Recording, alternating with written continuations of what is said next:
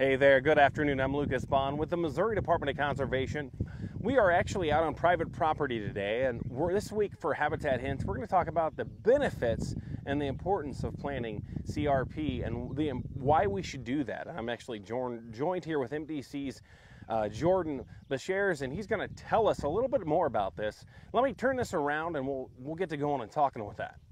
Hey there, good afternoon, Jordan. How are things going today for you, sir? Going well. How are you, Lucas? Doing well, doing well. So tell us a little bit about the importance of CRP, why we plant it, and the benefits, etc. Right. So CRP, just in general, is great wildlife habitat. We've got a variety of mixes that are dominated by native grasses and wildflowers that are good from everything from grassland birds to deer to turkey habitat.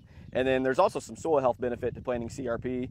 One of the requirements of CRP is that it's got to have crop history eligibility. The field we're standing in today has been cropped for 15 plus years. Last year it was planted in the soybeans, so it met the eligibility requirements. And going back to soil health, when you convert from row crop to native plants, generally the native plants do a great job of sequestering carbon, they do a good job holding the soil, and then of course you get the wildlife benefit.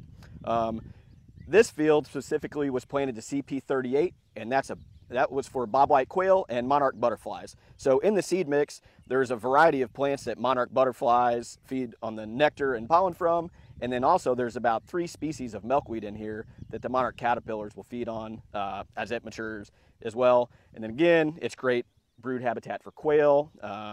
They can get around in the understory. It's dominated by broadleaf plants mainly, so good for them as well. A couple other requirements for CP38 is you've got to have 2 forms of shrubby cover. One would be shrub plantings like the wild plum that you can see behind me here, and then in the opposite direction, the landowner has done some edge feathering, and that's just basically where they go along the edge of the field, knock down trees to make instant escape cover for quail and rabbits and other small game.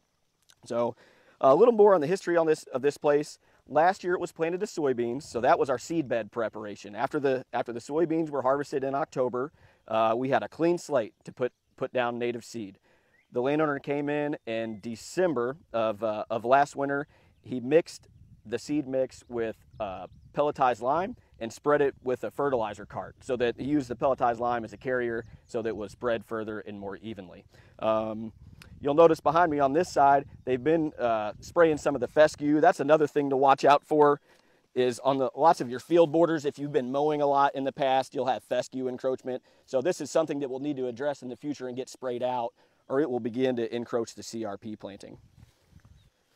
Now, if we want to talk about plants a bit, there's quite a bit of stuff starting to come up now. We've got some of the wild rye. Those are cool season native grasses. We've got black-eyed Susan here. This is one of the sunflowers. It's either Maximilian or Sawtooth. And just progressing this way, we've identified a few others for you guys. Now, all these broadleaf plants, they're going to produce a flower that's a really important nectar and pollen source for insects. The insects in turn attract birds, and because that's what they're foraging on this time of year. This one is oxeye sunflower. It puts on a nice orange flower about this time of year as it matures. Back here is purple coneflower. And all these are natives. They are. They're good for pollinators and everything, correct? They are. They're really good. The first year, I generally tell people after you put your seed down, we put it down in the wintertime. It goes through the freeze-thaw process over winter to help it germinate. And they stay small like that in the rosette form. Most of the next growing season, it's going to look weedy. It's not much to look at. But years 2 and 3, as these perennial plants begin to mature, that's when they produce flowers and start to attract insects and are more attractive looking to us as well. Now, how can someone go about by getting involved in this and wanting to do that to their property? Can they just contact conservation, or is there a program or anything? So they can. I would encourage them to contact their local private land conservationist out of their USDA service center in whatever county they're in. Okay. And CRP is administered by the Farm Service Agency. They're one of our partners on the federal government side that administers the program. But MDC comes in and we take care of the technical assistance. We help the landowners source their seed, where to purchase it, put their seed mix together to meet their goals and the CRP requirements, and then we're off to the races. All right, and again, I'm going to echo what he says.